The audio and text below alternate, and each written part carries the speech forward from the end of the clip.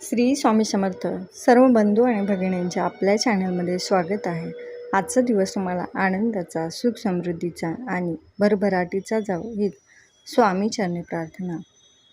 सोमवार दिनांक 13 जुलै 2026 या दिवशी ज्येष्ठ म्हणजेच सोमवती अमावस्या चालू होते, तर ती सायंकाळी 6:50 म्हणजे साधारण 7 वाजता सुरुवात होणार आहे. तर मंगळवारी 14 तारखेला ही अमावस्या दुपारी 3:13 असणार आहे. तर उदय तिथीनुसार म्हणजेच सूर्योदयाने पाहिलेली अमावस्या ही मंगळवारी आहे. तर मंगळवारी या दिवशी आपल्याला एक उपाय करायचा आहे, तो म्हणजे आपल्या घरात जर नेहमी कटकटी, भांडण, वाद विवाद होत राहतात, त्यामुळे घरातील सगळं वातावरण हे दूषित होतं. एका व्यक्तीमुळे अख्ख्या घरातील सगळे व्यक्तींना त्याचा वाईट इफेक्ट होतो किंवा त्याचा परिणाम होत असतो. घरामध्ये वातावरण नकारात्मक ऊर्जा वाढत असते. तर ही घरातील नकारात्मक ऊर्जा जी आहे ती आपल्याला दूर करायची आहे. आपल्या घरात सुख, शांती आणि समृद्धी आणायची आहे. तर हाच उपाय आपल्याला इथे करायचा आहे. तर अमावस्येच्या दिवशी आपल्याला ही सेवा सुरुवात करायची आहे. जर तुम्ही मंगळवारी ही अमावस्येच्या दिवशी सुरुवात करणार, तर पुढच्या महिन्याच्या अमावस्येपर्यंत आपल्याला ही सेवा करायची आहे. तर याला नियम आहे का? तर याला कोणताही नियम नाही.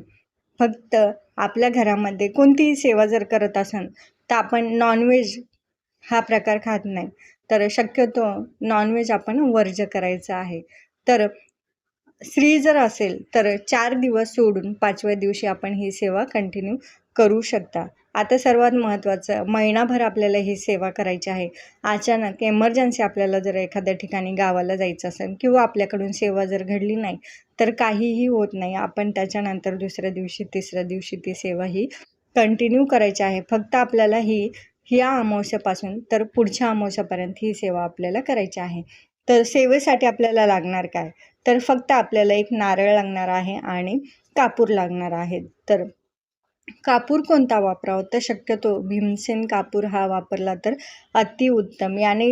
या कापूरने आपल्या घरात जे काही जीवजंतू जे असतील तर तेही नाहीसे होतात. म्हणून भीमसेन कापूर वापरला तरी चालेल आणि ज्यांना शक्य नसेल तर तो नॉर्मल कापूर वापरला तरीही चालेल. तर आपल्याला करायचं काय आहे, तर अमावस्याला आपण भरपूर सेवा करत असतो. अमावस्या ही पितरांची आहे.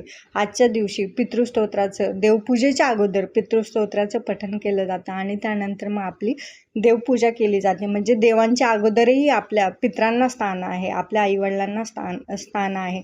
जोपर्यंत पित्र आपले खुश होत नाही तोपर्यंत देवही आपल्यावरती खुश होत नाही. तर त्यासाठी आपण पितृस्तोत्राचं डेली तर पठण केलंच जातं आणि ज्यांना शक्य नसेल त्यांनी कमीत कमी अमावस्येच्या दिवशी तरी नक्कीच पितरांची ही सेवा केली जावी. तर देवपूजा झाल्याच्या नंतर फक्त आपल्याला एक नारळ घ्यायचा आहे. तर आता नारळ कसा घ्यायचा? जर तुम्ही सोललेला नारळ असेल, त्याला फक्त शेंडे असेल, तो नारळ हा महिनाभर आपण तो वापरणार आहोत, तर तो तडकतो. तर अशा वेळेस काय करायचं? जर तडकला तर त्या नारळाचं पाण्यामध्ये विसर्जन करायचं आणि आपण दुसरा नारळ कंटिन्यू करायचा आहे. आणि शक्यतो नारळ सोललेलं नसावं. म्हणजे काय होतं, ज्या वरच्या शेंड्या असतात त्याच्यावरती कापूर आपल्याला हा जाळायचा आहे. त्याच्यामुळे मग आतमधल्या याला नारळाला किंवा त्या पाण्याला, आतमधल्या खोबऱ्याला त्याची जी गरम वाफ आहे ती लागणारच नाही. तर शक्यतो असं अख्खं नारळ असेल तर ते नक्कीच घ्यावं. सोललेलं शक्यतो नसावं, म्हणजे आपला महिनाभर बरोबर जातं. आणि कुणाला जर पौर्णिमेच्या दिवशी नारळ बदलायचं असेल तर तुम्ही पौर्णिमेच्या दिवशी नारळ दुसरा घेऊ शकता. मग आता पहिल्या नारळाचं करायचं काय? जर खराब नसेल झाला तर त्याच्यावर आपण एवढी 15 दिवसाची सेवा करतो. म्हणजे अमावस्या ते पौर्णिमेचा हा 15 दिवसाचा गॅप असतो. कोणतीही पौर्णिमा ही अमावस्या झाल्यावर 15 दिवसांनी येते. तर तुम्ही पौर्णिमेलाही नारळ बनवून दुसरं घेऊ शकता. आता पहिल्या नारळाचं करायचं काय? तर खराब झाला असेल तर तो वाहत्या पाण्यात सोडायचा आणि खराब जर नसेल झाला तर त्या नारळाचा आपल्या घरात काहीतरी गोड पदार्थ बनवून खायचं. कारण त्याच्यावरती एवढी मोठी सेवा घडलेली आहे 15 दिवसाची. नक्कीच त्याच्यात पॉझिटिव्ह एनर्जी आलेली असते आणि ती एनर्जी आपल्या घरातील प्रत्येक व्यक्तींमध्ये ती एनर्जी जावे आणि आपल्या घरातील सुख शांती ही नांदावी यासाठी आपल्याला ही सेवा करायची आहे. तर सेवा काय करायची, देवपूजा झाली की एक आपल्याला नारळ घ्यायचं, ते एका ताटामध्ये ठेवायचं आहे. हातामध्ये ते नारळ घ्यायचं नाही. तर त्या नारळावरती शेंडीचा भाग हा आपला देवाकडं असावा. त्याच्यावरती आपल्याला एक कापुराची वडी ठेवायची आहे.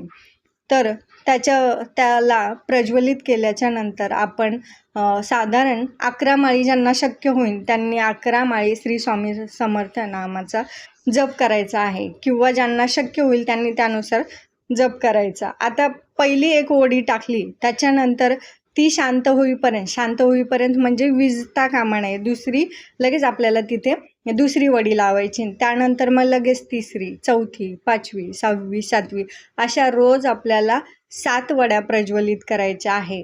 म्हणजे आज 7, उद्या 7, तिसऱ्या दिवशी 7 अशा आपल्याला साधारण पुढच्या अमावस्यापर्यंत आपल्याला ही सेवा कंटिन्यू करायची आहे. आता वड्यांची साईज कशीही असली तरी चालते, परंतु सेवा घडणं ही खूप महत्त्वाची गोष्ट आहे.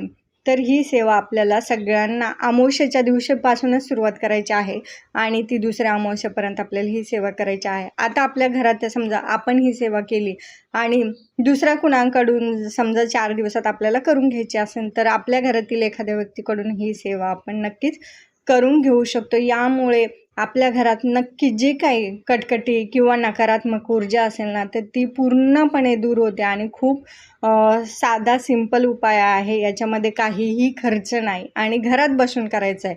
तरी तुम्ही केव्हाही करू शकता. सकाळी करा, दुपारी करा किंवा संध्याकाळी. कारण आपण सकाळी कसं सगळे स्वच्छ असतो आणि अंघोळ वगैरे केलेली असते, देवपूजा केलेली असते, तर साधारण आपल्याला 10-15 मिनटात ही सेवा पूर्णपणे होते. तर सकाळच्या वेळेस केली तर नक्कीच, तर ज्याला कुणाला शक्य नसेल त्यांनी संध्याकाळच्या वेळेस केली तरीही काही हरकत नाही. परंतु ही सेवा नक्की करावी आणि खूप छान सुंदर रिझल्ट येतो तुम्हाला. एका महिन्यातच या सेवेने नक्कीच तुमच्या घरातील जे काही वाईट दोष असतील ते नक्कीच दूर होण्याचा प्रयत्न होईल. आणि शक्यतो अमावस्या ते अमावस्या हीच सेवा केली जाते. तर ज्यांना कोणाला शक्य होईल या अमावस्येला तर त्यांनी नक्कीच ही सेवा करावी. दर अमावस्येची तुम्हाला जर माहिती आवडली असेल तर नक्की लाईक, शेअर आणि सबस्क्राईब करा. श्री स्वामी समर्थ.